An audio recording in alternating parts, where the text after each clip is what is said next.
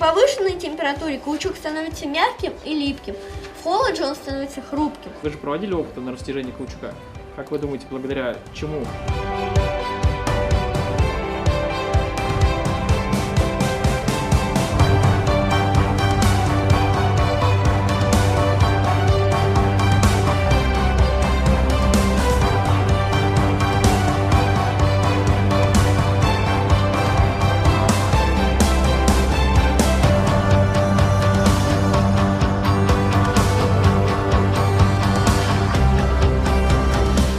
Дни науки. Что это для тебя? Для меня это возможность проявить себя, какой-то опыт.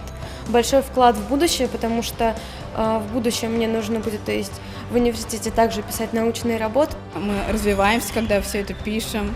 Я знакомлюсь с новыми людьми и узнаю много нового.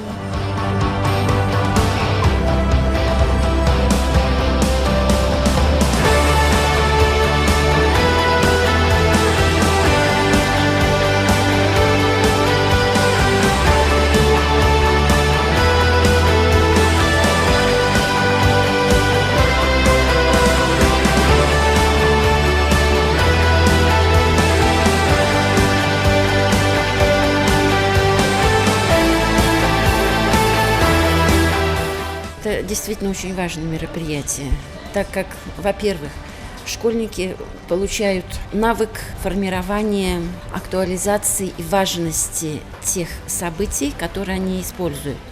Во-вторых, они учатся преподносить это на аудиторию. В-третьих, они владеют своими эмоциями, управляют эмоциями. Ну и в-четвертых, и, пожалуй, наверное, самое главное – это углубление знаний.